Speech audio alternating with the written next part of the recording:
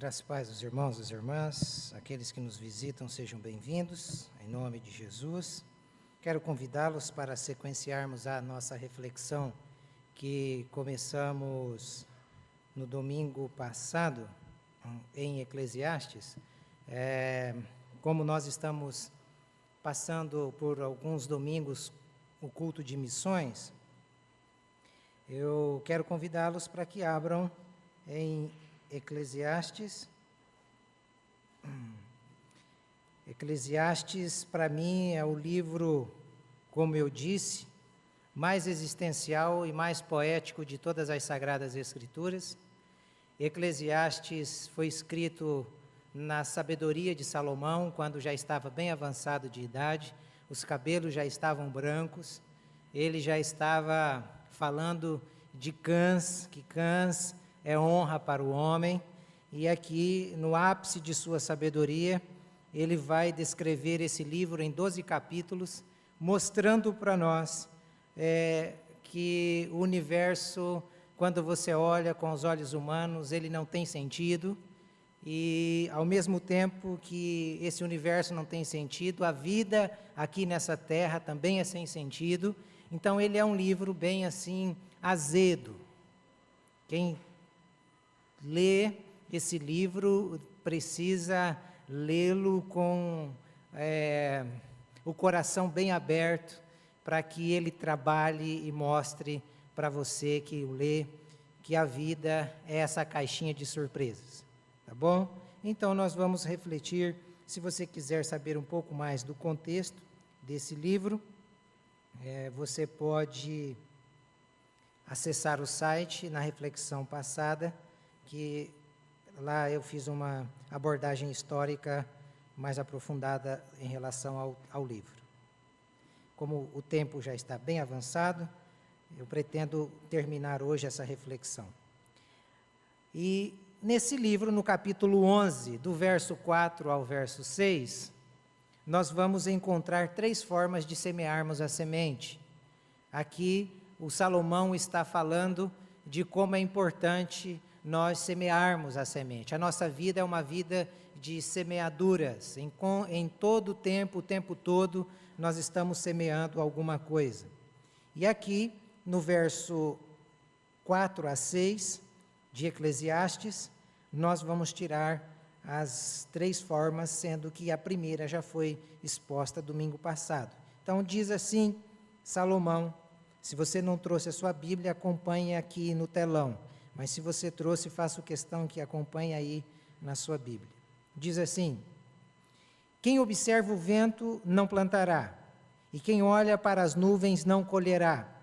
Assim como você não conhece o caminho do vento, nem como o corpo é formado no ventre de uma mulher, também não pode compreender as obras de Deus, o Criador de todas as coisas. Verso de número 6. Plante de manhã a sua semente, e mesmo ao entardecer, não deixe as suas mãos ficarem à toa, pois você não sabe o que acontecerá, se esta ou aquela produzirá, ou se as duas serão igualmente boas. Feche os seus olhos. Pai, nós te agradecemos nessa noite pela leitura da Tua Palavra e pedimos, fale conosco, abençoe-nos com a revelação da Tua Palavra e ajude-nos a crescer e a nos tornar maduros para enfrentar a obra que o Senhor colocou em nossas mãos. É isso que te pedimos, em nome de Jesus. Amém. Quando você acaba de ler o texto, para entender melhor isso daqui, o Salomão, na verdade, ele está descrevendo 2 fatos importantes aqui no livro. Ele começa nos primeiros capítulos falando da inconstância do universo caído. Então você vai já entender melhor porque um dia você acorda bem, outro dia você acorda mal. Um dia você acorda sorrindo, outro dia você acorda chorando.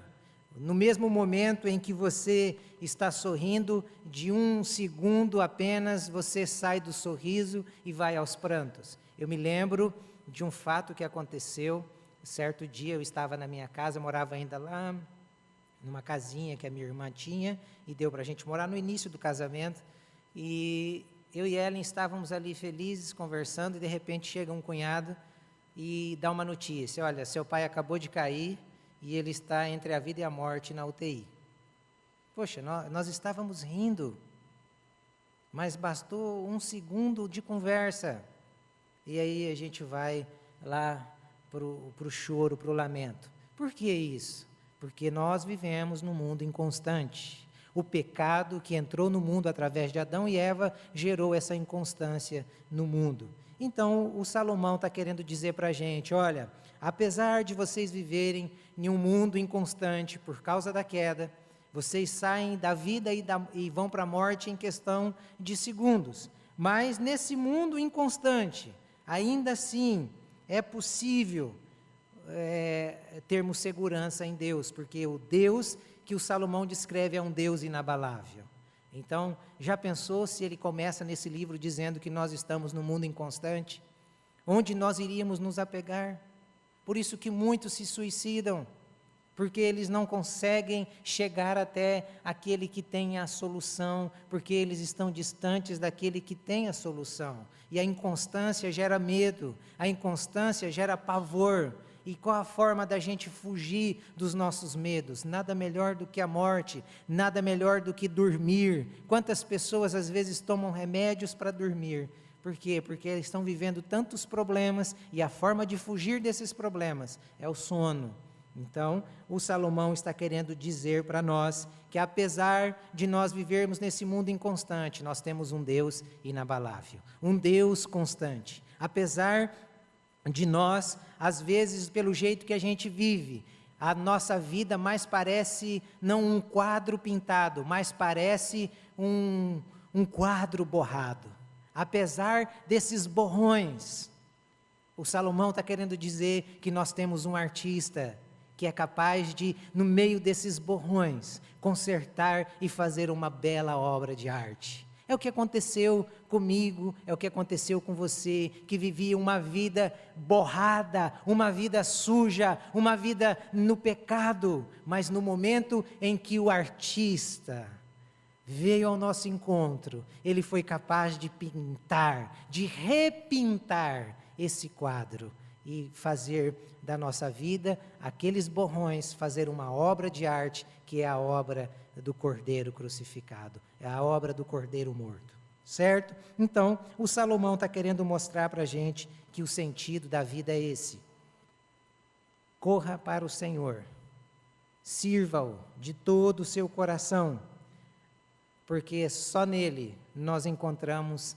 segurança, só nele nós encontramos segurança.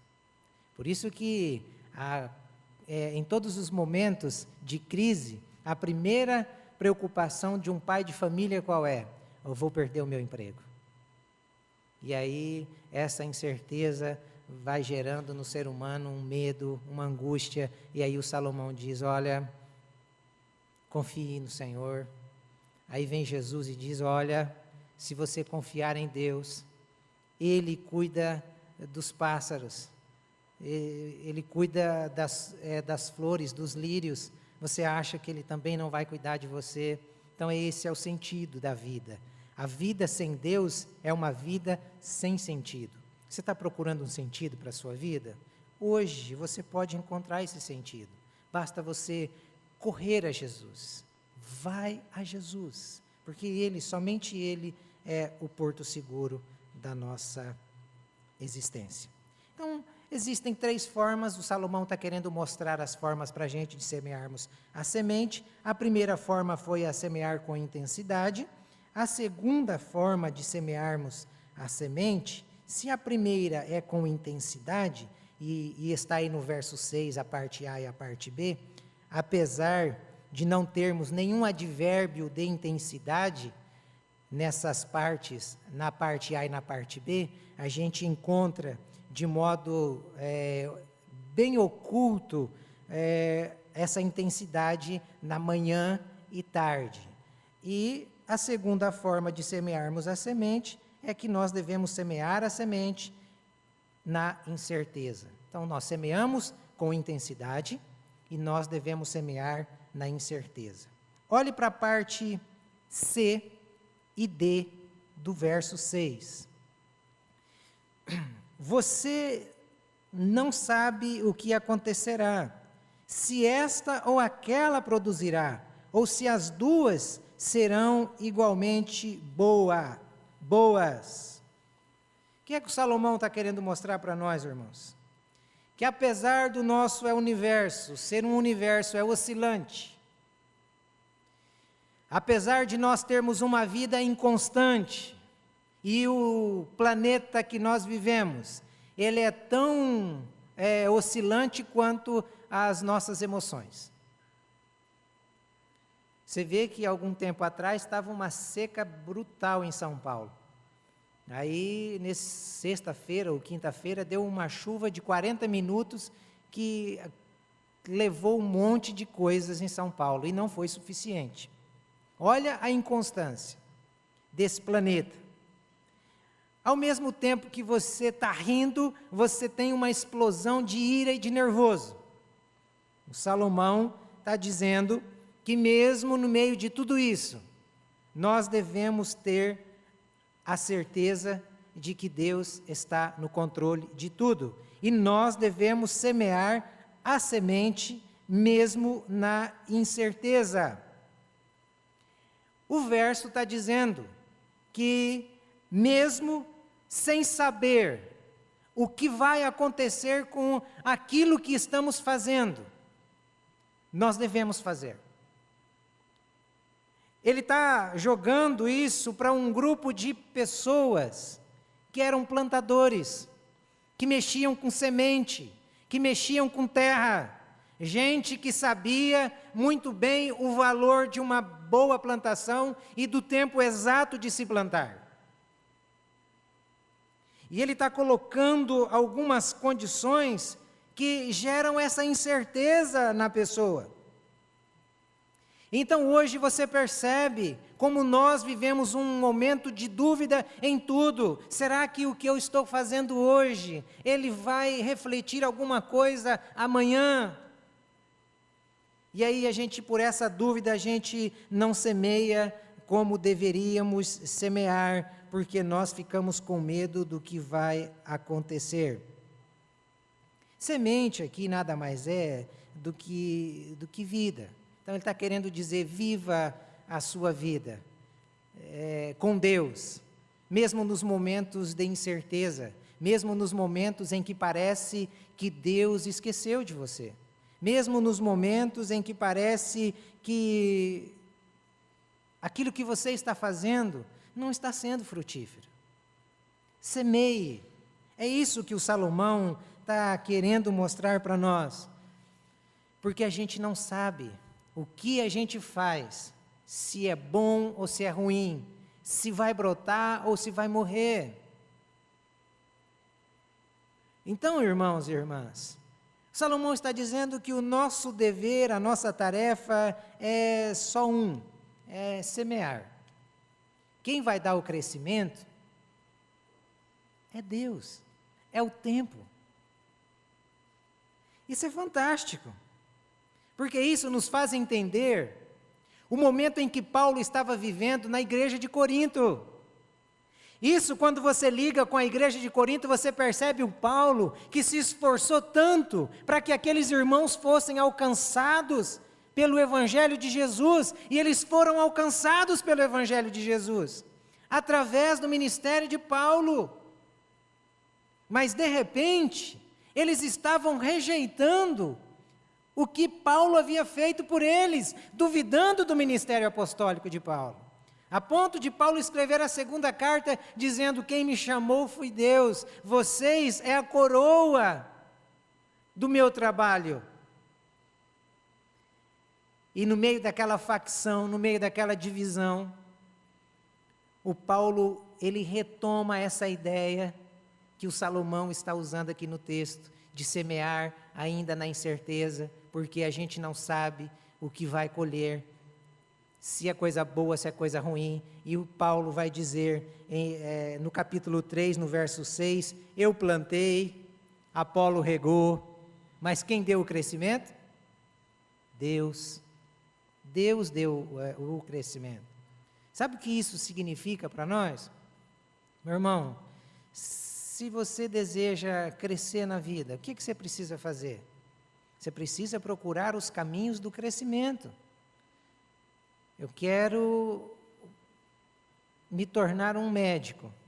Aí você começa a orar para ser um médico. Mas se você não estudar para ser um médico, você não vai ser um médico. Eu quero ser alguma coisa, porque o meu dom é na área de mecânica. Você precisa estudar aquilo. Isso se aplica para a vida profissional. Mas agora, o sentido aqui, se é buscarmos a Deus, e Jesus Cristo morreu por mim e por você, não para nos fazer profissionais de relevância, também, mas não por isso. Jesus morreu por mim e por você para nos fazermos gente à imagem dele. Então, como que eu vou me tornar a imagem de Jesus? Conhecendo a palavra de Jesus, lendo as Escrituras, orando, buscando a presença desse Deus. Basta nós buscarmos esse Deus, e Ele fará. Por isso que Paulo diz, aquele que começou a boa obra, há de completá-la até o dia final. Então nós precisamos, irmãos, de modo intenso, mesmo no meio da incerteza, será que Deus está me ouvindo? Será que Deus vai fazer? Nós precisamos crer, acreditar piamente de que aquele que começou, Ele vai completar, mas nós precisamos fazer a nossa parte. A parte que nos cabe é essa: confiar plenamente em Deus. E aqui o Salomão está deixando duas verdades ocultas. A primeira verdade oculta é que a semente sempre é a mesma. Semeie a semente. A semente sempre é a mesma. E o que é que a Bíblia fala sobre a semente? O que é essa semente?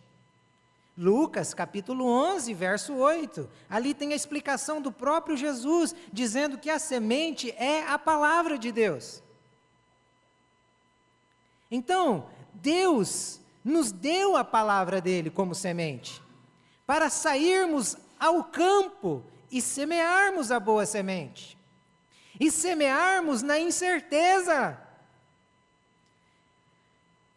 Trazendo para um contexto real, é você olhar para o Juliano e falar, poxa, eu não vou semear a semente nesse cara não, esse cara não é muito bom.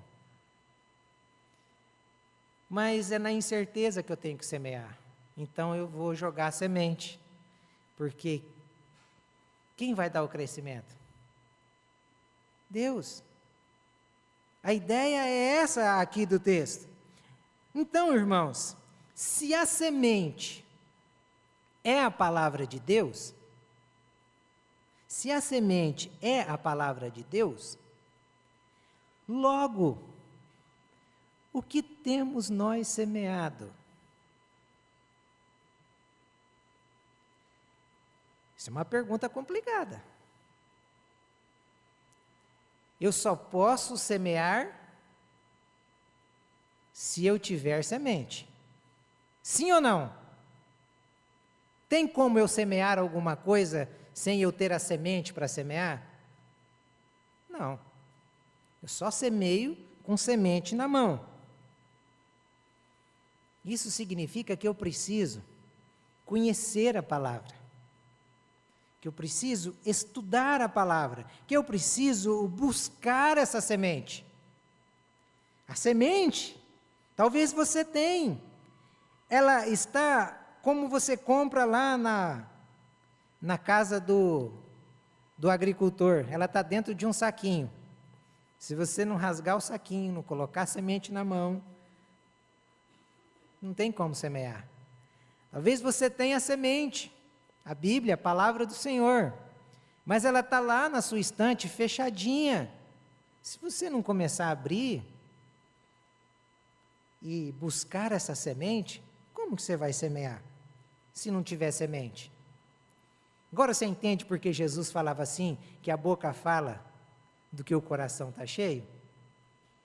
É por isso. Então, do que você fala muito?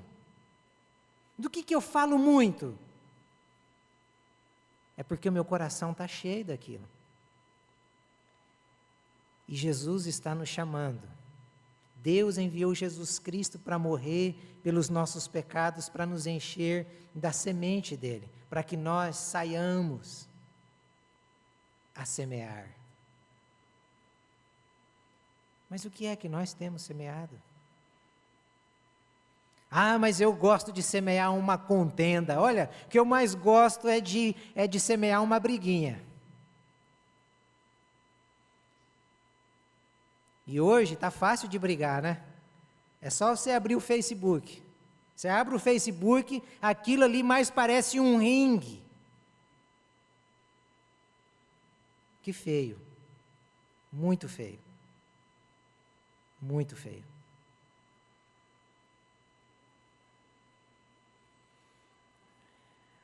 O Facebook é o UFC dos crentes agora.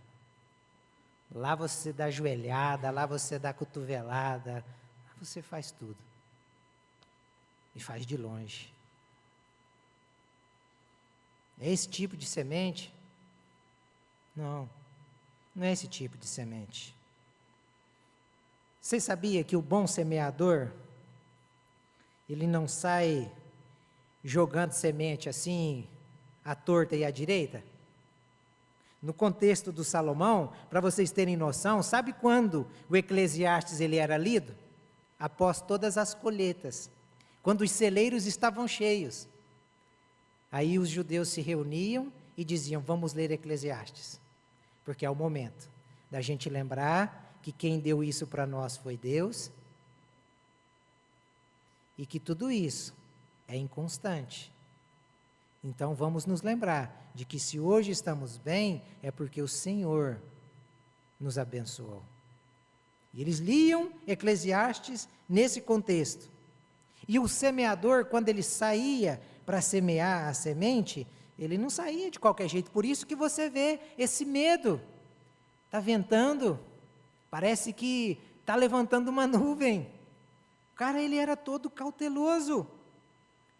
E nós não podemos sair jogando essa semente de qualquer jeito. Lembra de que Jesus disse, não dei pérolas aos porcos e coisas santas aos cães? O que tem a ver pérola com porco? Porco discerne que pérola tem valor?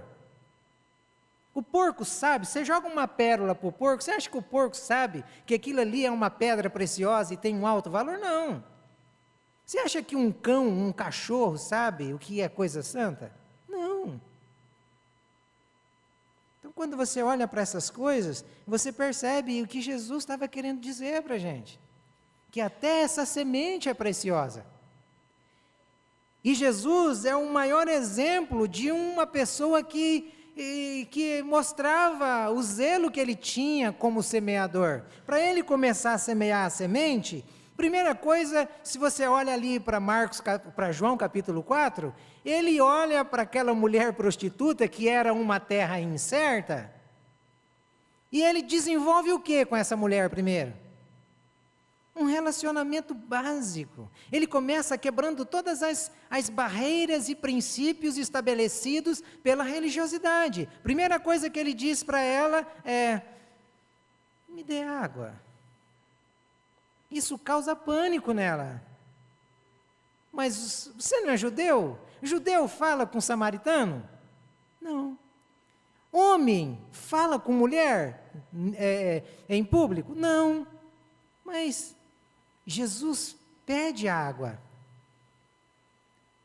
E quando essa mulher faz essas perguntas, Jesus, ele percebeu as portas se abrindo, a partir de um relacionamento básico. E aí Jesus diz, olha, se tu soubestes que aquele que te pede água, quem é aquele que te pede água? Tu lhe pedirias, e ele lhe daria água viva. Então você vê como que nós devemos começar a semear a semente? Não tem como chegar numa pessoa que eu nunca vi e já dá uma explosão, querer empurrar Jesus de goela abaixo, atravessado, o cara vai engasgar. O cara vai engasgar. O cara vai pensar que você está louco. Aí você aí bateu com a cabeça. Caiu do paraquedas e o paraquedas não abriu.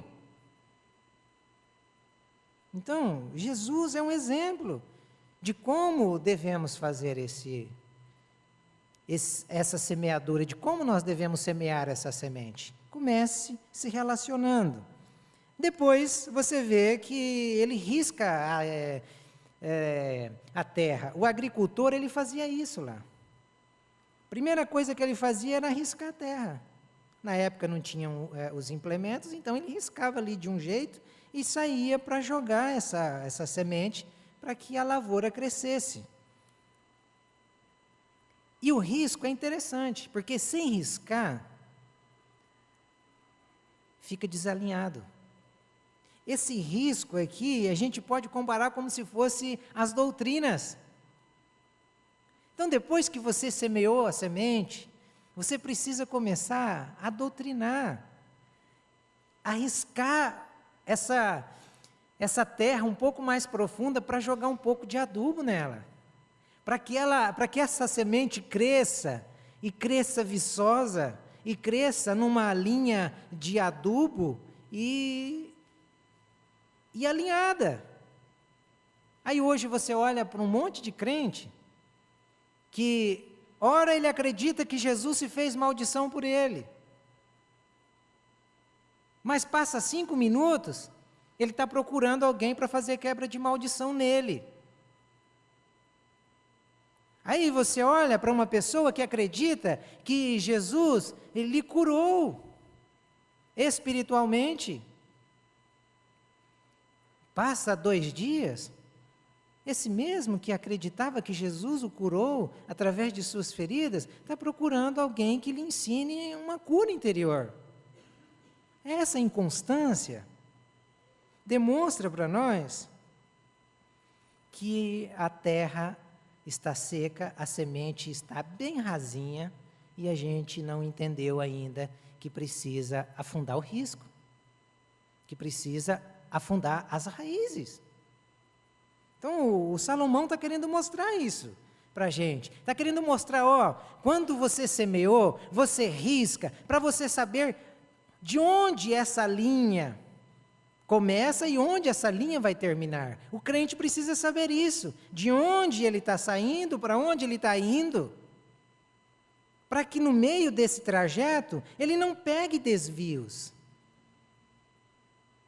Isso é que Salomão está querendo mostrar para a gente. E a outra coisa, e a outra verdade que está oculta aqui no texto, é que as mãos são diferentes. A semente é a mesma, mas as mãos são diferentes.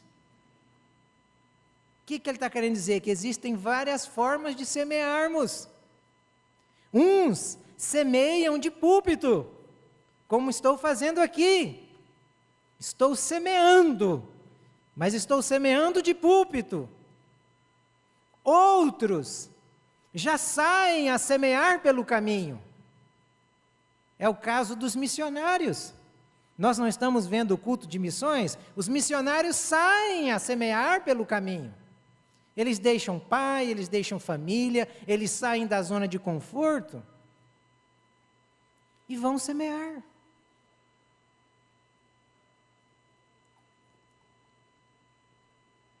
Mas também há outros que semeiam, e semeiam para os vizinhos, semeiam para os amigos. Sabe de uma coisa, irmãos? A verdade é uma só. Missão é obra de todos nós. Todos nós temos uma missão. Todos nós devemos semear a boa semente. Todos nós. E a boa semente é a semente do Evangelho. Bem definido foi no Conselho de Lausanne, no Pacto de Lausanne, Lausanne é uma cidade da Suíça, lá onde o Papa Gregório X construiu a Catedral de Notre-Dame, no estilo gótico. Lá nesse lugar, por volta de 1536, em virtude da Reforma Protestante, os irmãos de Lausanne, desta Catedral de Notre-Dame, aderiram ao culto calvinista. E por eles aderirem ao culto calvinista, aquela catedral que foi construída pelo Papa já não era mais uma catedral de linha de teologia católica apostólica romana, mas era de teologia reformada e teologia calvinista. Eles aderiram a esse culto. E em 1974, todos os pastores e missionários, missiólogos, mais influentes, das denominações mais influentes, as denominações reformadas, as históricas, eles se reuniram lá em 1974 para definir vários pontos teológicos. E quando eles chegaram na missão, eles disseram que missão é Deus fazendo a obra no mundo. A missão é de Deus. A missão é de Deus e é o mundo. A missão de Deus é o mundo. Essa foi a definição desses teólogos. A missão de Deus é o mundo. E o método de se fazer missão é a igreja. Então, Deus tem uma obra para ser feita. Lembram quando Jesus diz: olhe para os campos, porque eles estão brancos. Poucos são os ceifeiros. Vamos orar para o dono da seara, para que envie mais ceifeiros. Então, a missão de Deus é o mundo, o instrumento de Deus para essa missão é a igreja.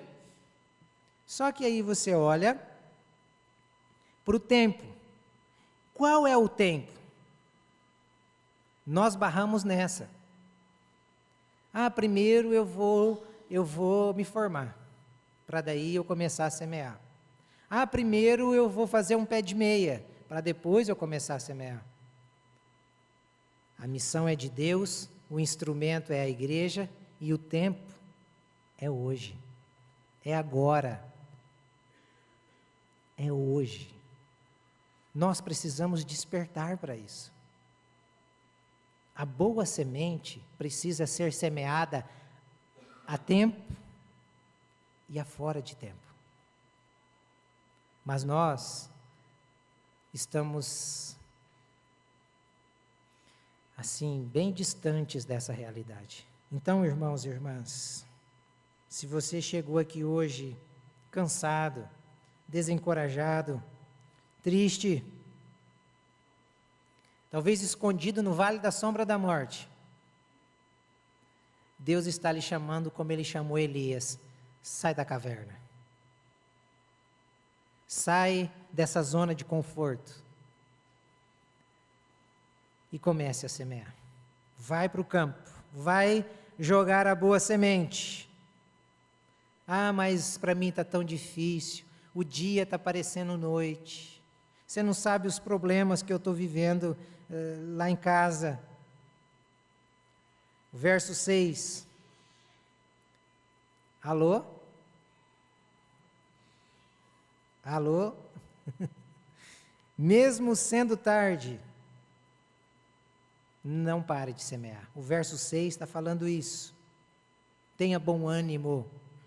Tenha bom ânimo. Vamos, irmãos, voltar ao primeiro amor. E esse primeiro amor, como eu disse na escolinha nossa hoje, não é um sentimento, mas é a questão de prioridade. Primeiro amor, Cristo, amor primeiro. Primeiro Cristo, depois as coisas. Isso é primeiro amor.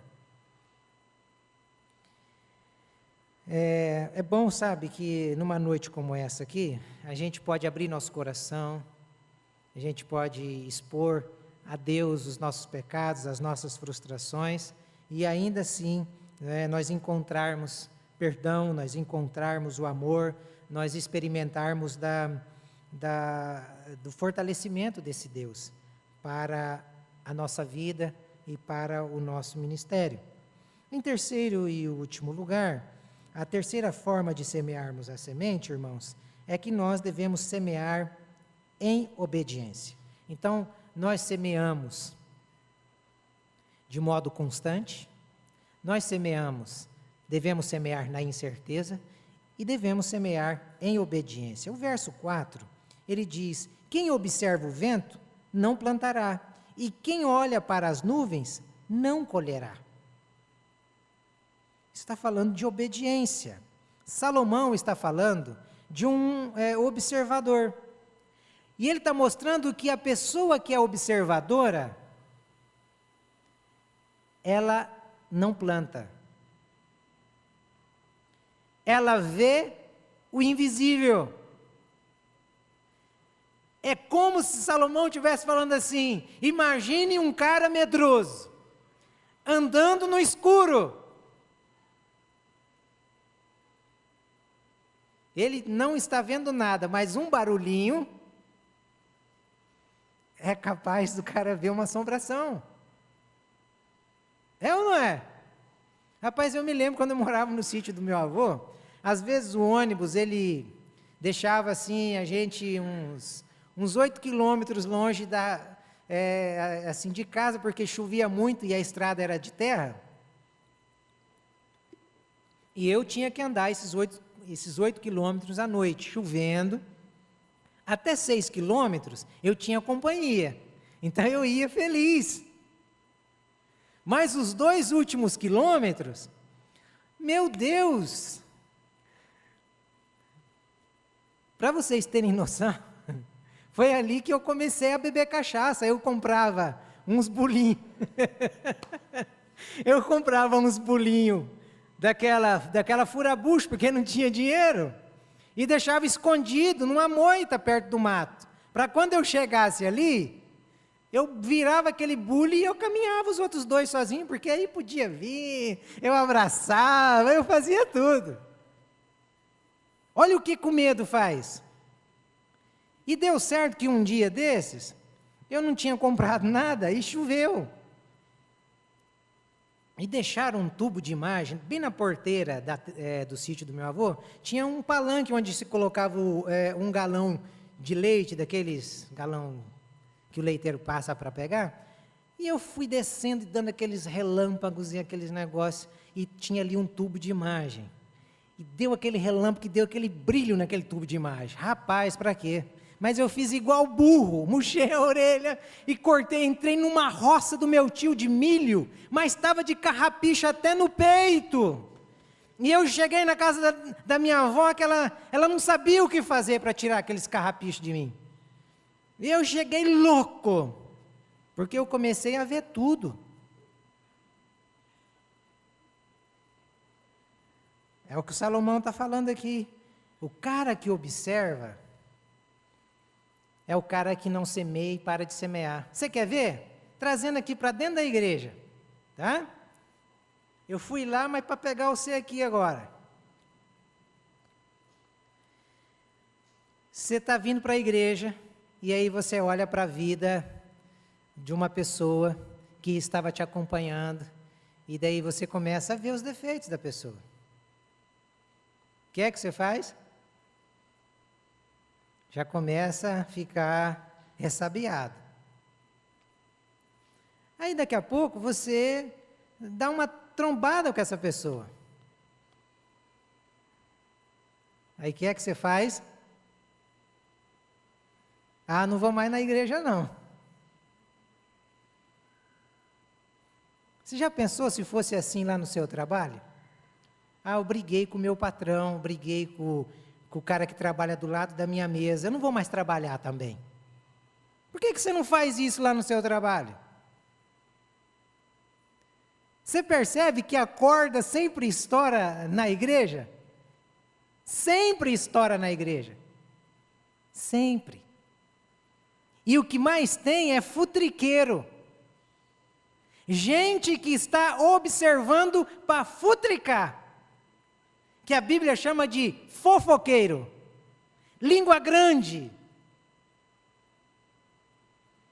Então, quando esses futriqueiros chegaram a você para tentar te desanimar na caminhada, pega e faz assim para ele, ó. Para ele colocar a língua para descansar um pouco, faz assim, ó. Põe a língua aqui para descansar, cobrinha. Aí você não vai parar de semear. Você não vai parar de cultuar. Aí o cara pode virar piruleta aqui dentro, ele pode fazer igual Isaías, ficar andando nu. Você não vai estar olhando para ele, porque o seu foco é outro. O seu foco é Cristo. Se o meu foco e o seu foco não for Cristo, for o outro, eu não vou ficar em lugar nenhum. Procura uma igreja onde todo mundo goste de você e onde você goste de todo mundo. Procure essa igreja. Se você achar, eu vou lhe dizer, não entra nela não. Não entre. Como diz um teólogo americano, as pulgas sempre acompanham os cachorros. Você vai encher esse lugar de pulga.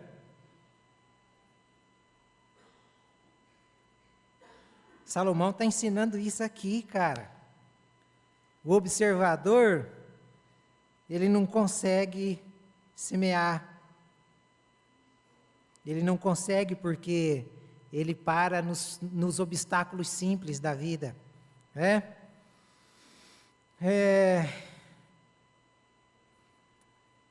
Para isso aqui, o Salomão vai apresentar os dois inimigos do semeador, nesse mesmo texto aqui, nesse mesmo verso. O primeiro inimigo do semeador é a tempestade de ventos. Então pense, nessa época que não havia implementos agrícolas como hoje, quando eu digo os implementos agrícolas, estou falando de trator, não tinha um tratorzinho como aquele que as pessoas usam para tombar a terra, não tinha grade, não tinha tombador, não tinha aquelas plantadeiras que já vai riscando e deixa aquelas plantações, a coisa mais linda, que faz aquelas curvas assim, que você fala, nossa, mas que coisa linda.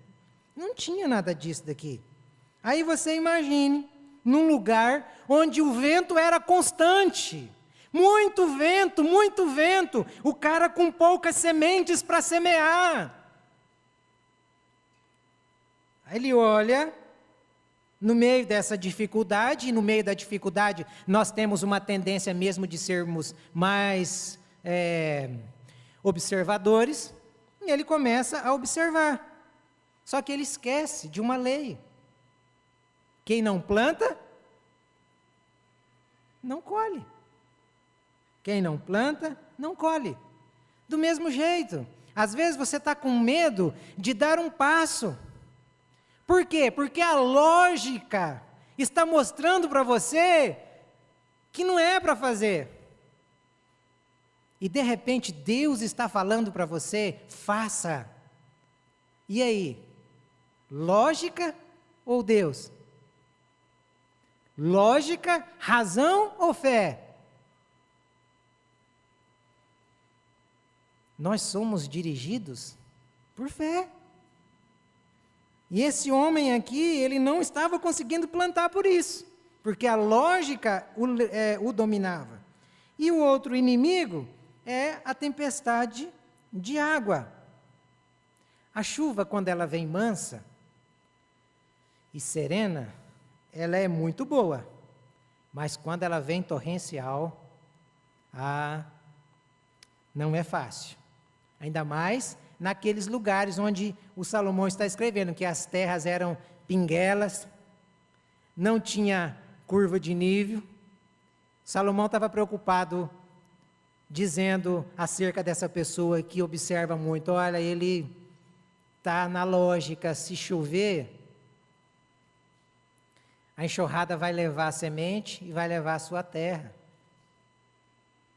Estava sendo dirigido pela lógica. Só que a gente tem que entender que Deus nos chamou, mais uma vez, para andar por fé. Tem coisas que a gente vai ter que fazer na fé. Na fé e pela fé. Por quê?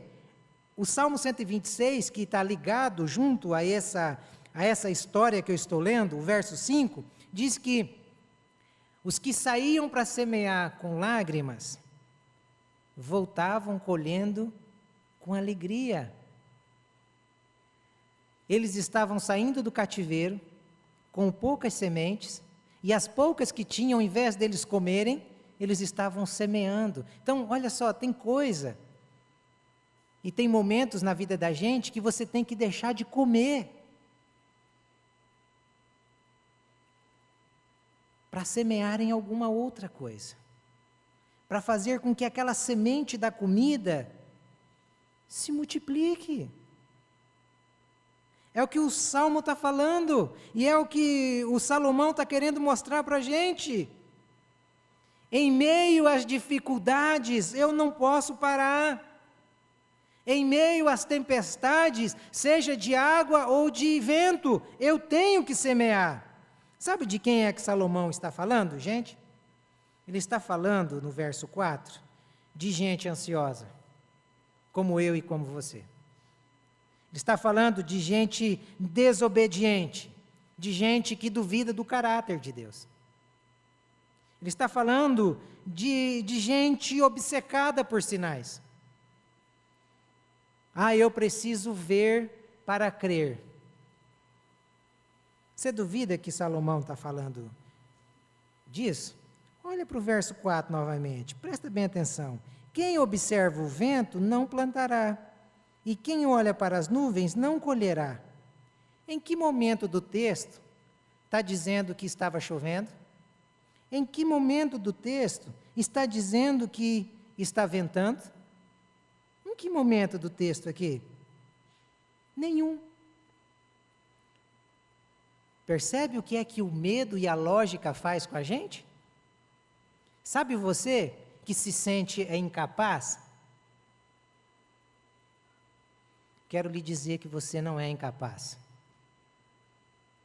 Você coloca essa incapacidade nas mãos de Deus.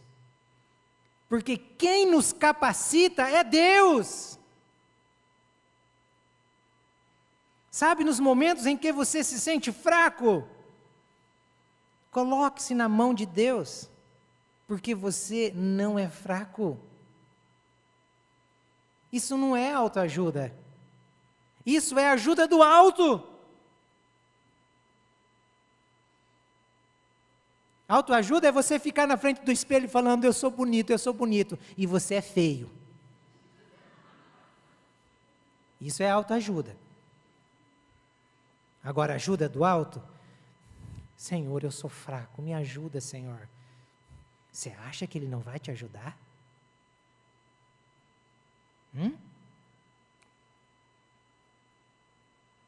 Então, irmãos e irmãs, eu quero que você pare hoje de se vitimizar.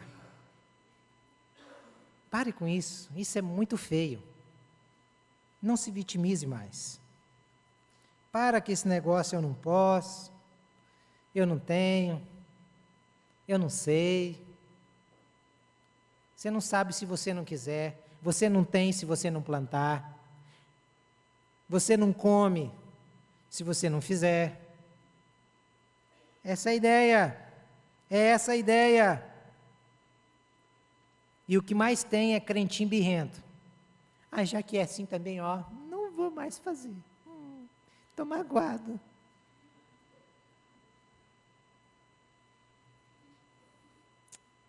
É brabo, né? É brabo. Irmãos, eu fico pensando assim, nós somos membros do corpo de Cristo, não somos? É isso que João fala. Um membro que está no corpo sem uma função, serve esse membro para quê? Como diz o Ricardo, que é médico, não serve para outra coisa senão a ser amputado e jogado fora.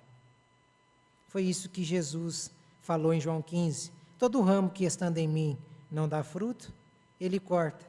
e todo que dá fruto ele poda, para que dê mais fruto ainda. Então, fica a dica aqui. Vamos frutificar. Às vezes, quando você começa a levar algumas facãozadas, é porque Deus te ama. E Ele está podando os galhos. Constantemente, nós precisamos ser podados, para que a gente frutifique mais. Então, na verdade, para mim, o que está faltando para a igreja de Jesus hoje começar a semear bem, a boa semente, é maturidade.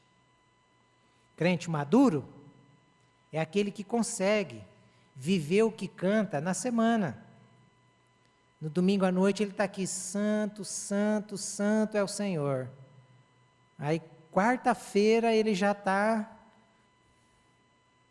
Deixa eu pegar uma música bem conhecida, está no Creu Velocidade 5. Ou ele está na Eguinha Pocotó. Poxa, mas no domingo à noite, você estava falando que você quer entregar a vida, que você quer ser santo. E quarta-feira já, você já está na velocidade 5. Desacelera. Percebe? É isso que nós estamos precisando, irmãos. Eu acho que chegou um tempo da nossa comunidade começar a ver a vida cristã com uma espiritualidade que nunca viu. Crente que não ora, crente que não jejua, crente que não lê Bíblia, sinceramente, você precisa rever no que é que você está crendo. Você precisa rever isso. Nós precisamos retornar de onde nós nunca deveríamos ter saído. Então comece hoje, separe um dia da semana. É muito para você? Separe um dia da semana. Consagre esse dia ao Senhor. Você vai ver se faz diferença na sua vida ou se não faz. Claro que faz. Claro que faz. E isso vai nos amadurecer. E eu quero finalizar aqui com a história de um missionário chamado Jim Elliot. Esse cara, ele foi fantástico. Ele era da turma do Dr. Russell Shedd. Era um americano que ele fez o seminário junto com o Shedd, ele mais três irmãos. E esses 3 amigos de Jim Elliot se casaram também. E eles foram para uma missão, Asas de Socorro, aqui na etnia Auca, na Amazônia Equatorial. E eles foram lá para evangelizar talvez uma das tribos mais perigosas do Equador. E foram lá esses 3 casais, Jim Elliot e mais 2 amigos. E eles ficaram ali por algum tempo, nessa tribo, e de repente um dos líderes da igreja de Jim Elliot, dos Estados Unidos, manda uma carta plausível, uma carta cheia de argumentos, dizendo que ele era um excelente comunicador da palavra de Deus, que ele era um excelente líder, e que era para ele voltar para a igreja dele lá nos Estados Unidos, que a igreja dele assumiria o compromisso com Jim Elliot de treinar mais 100 missionários no mesmo nível dele, e a igreja assumiria a responsabilidade de manter Jim Elliot na igreja e enviar estes 100 missionários para esses lugares. Aí diz que Jim Elliot pega uma caneta, pega um papel e responde essa carta, dizendo aos líderes que ele estava naquela tribo e ele não podia voltar por uma questão de obediência. Ele não estava ali e nem sairia dali por uma questão numérica, mas ele estava ali porque ele estava obedecendo à palavra de Deus. E aí, no final dessa carta, ele escreve uma frase que eu anotei aqui, ele diz assim: viva de tal modo que ao chegar no dia de sua morte, você não tenha mais nada para fazer ao Senhor Jesus. E quando ele envia essa carta, passado alguns meses, sabe o que acontece? Essa tribo se reúne e mata Dinho Eliote e os seus 2 amigos. Aí volta para os Estados Unidos, as esposas com os filhos, em prantos de choro, chegam na igreja, são acolhidos, essas crianças crescem, e Deus os chama. Os filhos desses 3 casais, para onde? Para a tribo. E eles voltam para essa tribo. E quando eles voltam para essa tribo, o filho de Dinho Eliote está pregando, e de repente chega o cacique, entrega o coração para Cristo, e no momento em que ele vai ser batizado, ele abraça o filho de Dinho Eliote, chorando, e diz: você me perdoa? Aí ele diz: por quê? Porque fui eu que flechei o seu pai. E o filho de Dinho Eliote abraça com esse homem, e a tribo toda vai aos pés do cordeiro que foi morto. Sabe por quê? Porque um homem resolveu obedecer. Um homem resolveu deixar a vida de sucesso que ele poderia ter para obedecer.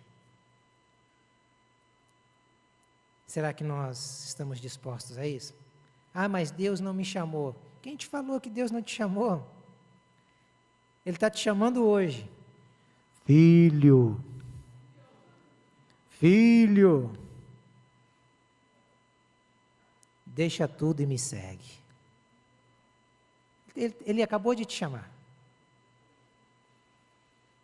Então que o Senhor nos ajude a semearmos com intensidade, a semearmos na incerteza e a semearmos em obediência. Quero terminar esse culto convidando o Guigui e a Esther. Eles vão fazer um solo aqui com a Nayara. E eu gostaria que você ficasse aí, sentado,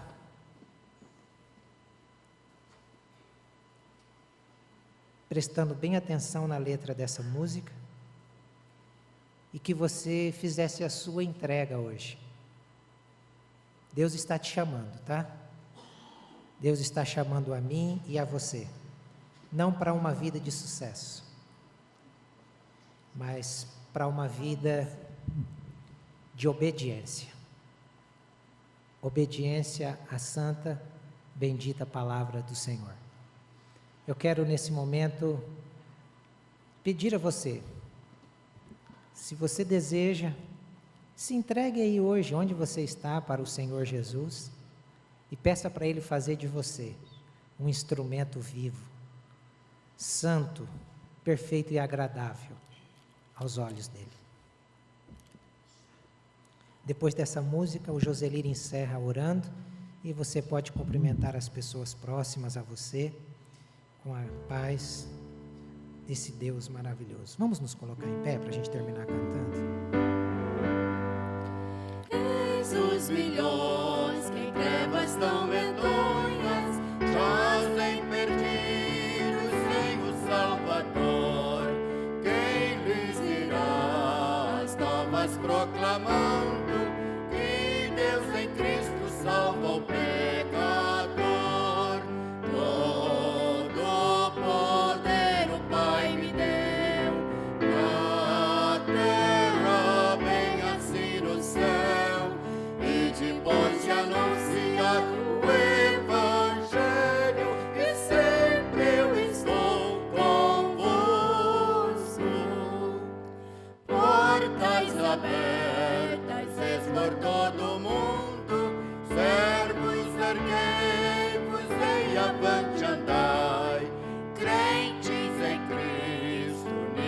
Vossas forças, na escravidão os povos libertai.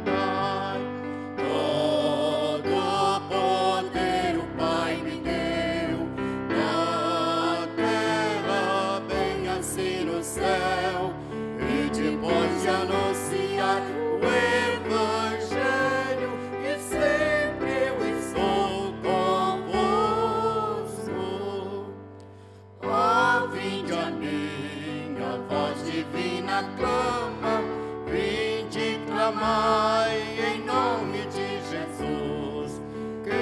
para salvar-nos do castigo eterno. Seu sangue derramou por nós na cruz. Todo poder o Pai me deu, na terra bem assim no céu. E depois anunciai o Evangelho, e sempre eu estou convosco. Ó Deus, apressa o dia tão glorioso,